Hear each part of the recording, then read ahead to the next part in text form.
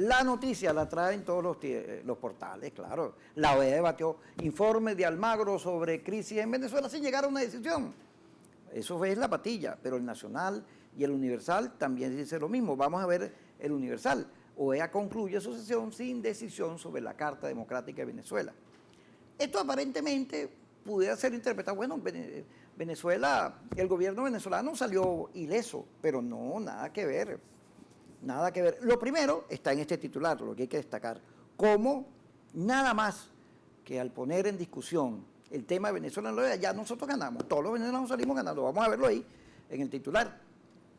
Porque cuando Almagro hace su informe y obliga, hace todo lo posible, se faja para que la crisis de Venezuela se discutiera en la OEA, ya ahí hay un primer logro.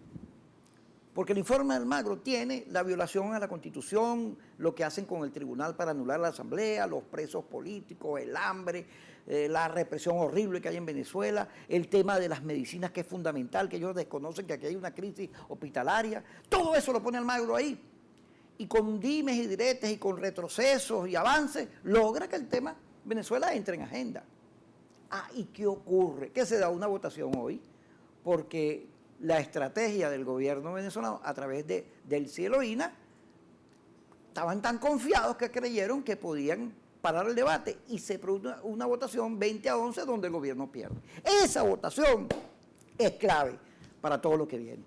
En primer lugar, evidencia que la mayoría que había construido Chávez con petróleo para evitar lo que le ocurriera a su gobierno, lo que le ocurrió a Cuba en los años 60, bueno, esa mayoría hoy no existe. Ramos Luz llegó allá a la OEA, no logró entrar a la sesión, no se pudo, porque para eso se necesitan 34 votos y no lo había, pero estuvo allí en el momento de los acontecimientos, dio una rueda de prensa importante, lo acompañó Luis Florido, estaba también Carlos Vecchio, y bueno, eso es parte de los adornos o detalles que vienen en medio de esta decisión fundamental que produce la OEA hoy y que da mucho respiro porque no es un sueño que la Carta Democrática de la OEA se active. No es un sueño. Esa votación dice que ya el gobierno venezolano no tiene al toro por los cachos. Vamos a seguir viendo titulares para analizarlo.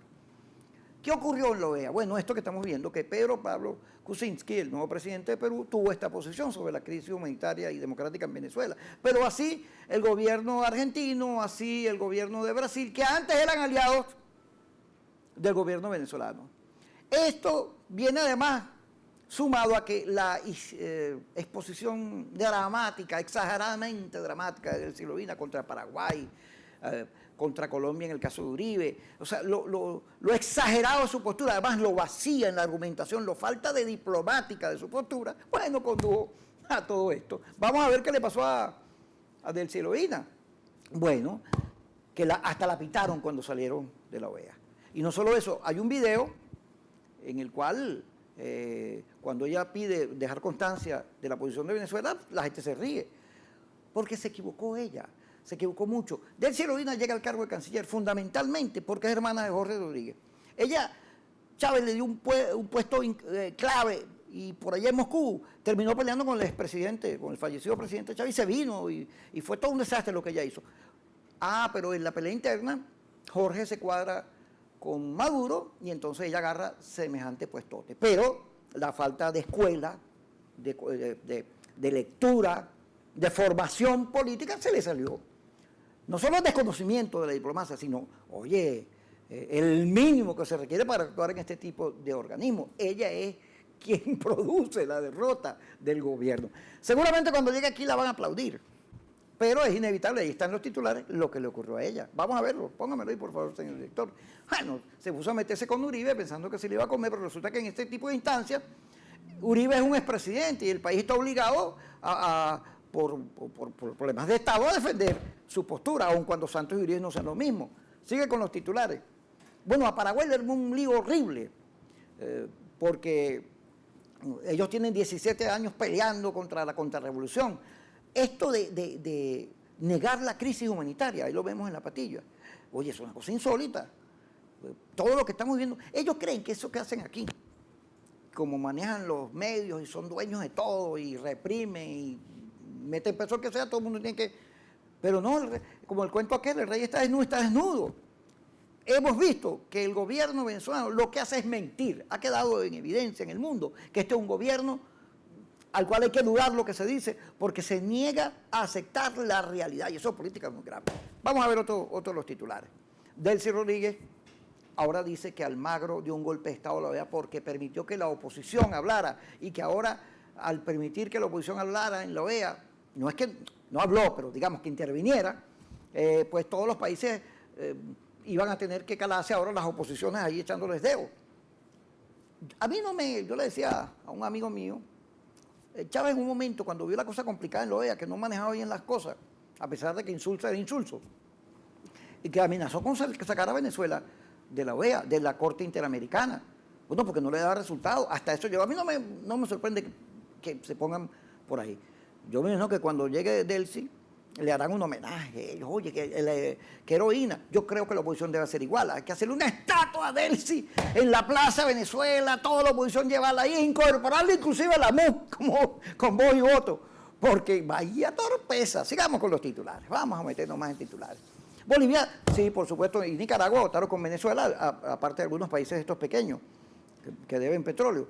Bolivia fue uno de los más fuertes en cuadrarse con el gobierno venezolano, al igual que Nicaragua. Bueno, pues digamos que ideológicamente son los más cercanos, los otros son más...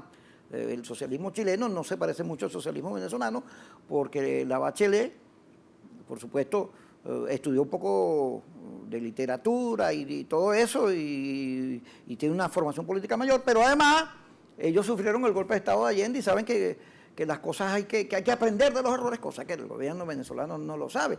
Vamos a seguir con los titulares. Entonces, bueno, las cosas son distintas. Este de Enrique Márquez es interno, lo pongo aquí, él se reunió con Chano hoy, que es el único opositor, porque bueno, Henry Ramos Luz estaba por allá en Washington. Y Enrique Márquez dice que esta votación y el escenario permite avanzar en términos de diálogo, sin negar ni el revocatorio ni lo que está contenido en el informe de Almagro. Es decir, uno puede mascar chicle y caminar a la vez. Es importante porque Venezuela no puede ceder el diálogo como argumento.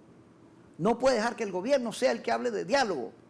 Porque no solo se trata de estrategias, de que en este tipo de instancias siempre, antes de cualquier medida dura, como lo hemos venido diciendo, se plantea la conciliación, sino que además para la oposición venezolana el diálogo es un tema de honor, consustancial con su posición. Ser demócrata es creer en el diálogo. Si no crees en el diálogo, tú eres otra cosa. Puedes meterte en cualquiera de estas cosas ideológicas, estas capillas ideológicas que existen. Pero el demócrata tiene que creer en el diálogo, porque el diálogo es el debate, y en el debate uno cambia o mantiene las posiciones y respeta las otras. Y en estas instancias es clave que nosotros defendamos posición del diálogo. Y se puede hacer sin renunciar a la denuncia, sin traicionar a nadie, porque es clave, es parte del juego. Fíjense ustedes, vamos a ir a este titular, que en Venezuela todo esto es importante, porque tenemos que frente al revocatorio, el conteo de validación del CNE y la oposición no coinciden. Hay una postura del gobierno de evitar el revocatorio como de lugar, y aun cuando todos los estados, menos 9 Esparta, han conseguido el 1% necesario, están haciendo de todo para evitar que el revocatorio se dé. Y lo hacen delante de todo el país, delante de todo el mundo. Violan la Constitución, las leyes, obstaculizan, abusan de poder, como si no pasara nada. Vean este titular. Este es un titular de Nacional que explica o se mete en el problema de Nueva Esparta. Resulta que en las nuevas condiciones que pusieron, si no se recogen Nueva Esparta, bueno, podríamos perder el revocatorio. Vuelven a ponerme el que viene. Esta es la tesis del gobierno. El gobierno tiene, a juro, que obstaculizar, fregar, porque si no, si Maduro va al revocatorio, lo va a perder. Aquí está, Unidad Operación Borrocón Nueva Esparta sigue atentando contra la validación de firmas. Es una estrategia perversa. Acuérdense que aun cuando nosotros recojamos las firmas, que las vamos a recoger, pase lo que pase, ellos tienen ahí el recurso de Jorge Rodríguez guardado en el tribunal, que puede ser utilizado para cualquier perversidad. Porque un amigo mío me decía, él sostiene la tesis que si Maduro acepta ir al revocatorio, como lo va a perder, ya ahí está listo. Para Maduro, acceder a lo que está en la Constitución es un derecho, es su derrota. Ellos cuando declaran dicen que si se da es para el año que viene. Eso dice, por cierto, la rectora también, la presidenta del CNE, que es para el año que viene, que son otras condiciones, porque ellos están buscando que las medidas, ellos van a buscar la paridad cambiaria, me dicen, y tomar medidas estas financieras para ver si logran recomponer la cosa. Ellos están apostando a ganar tiempo, aun cuando yo pienso que, como dicen las encuestas, no hay nada que hacer, se les perdió el camino. Pero ellos apuestan a que el tiempo los ayude, aun cuando la crisis en Venezuela. Así que hoy hubo 2 o 3 saqueos. Se ve que el revocatorio es una esperanza para la gente y ha disminuido. Pero ya la semana que viene sin revocatorio, cuando se recojan las firmas, aun cuando falta la fase de revalidación con las máquinas del CNI y todo eso, la crisis va a seguir y vamos a pasar a lo que yo veía en la película esta, La Quinta Ola. Usted sabe que cuando hay una invasión en esa película ponen que primero hacen una cosa, después otra, y así van por etapas. Bueno, aquí de los saqueos vamos a pasar a etapas, sabrá Dios cuáles sean, pero el hambre se va a expresar, ¿no? A menos que el gobierno tenga soluciones y no las tiene.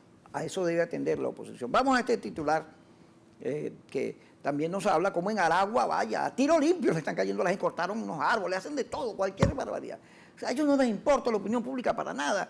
Ellos creen que siendo gobierno entonces hay que calarse lo que digan y todo lo demás son nada que ver. Este titular lo puse de último porque para mí es muy importante. Ustedes saben lo que ha pasado en Colombia, ¿no? Todo ese drama horrible de la guerra, de la FARC, que durante más de 50 años ha conmovido ese país y ha producido una enorme violencia.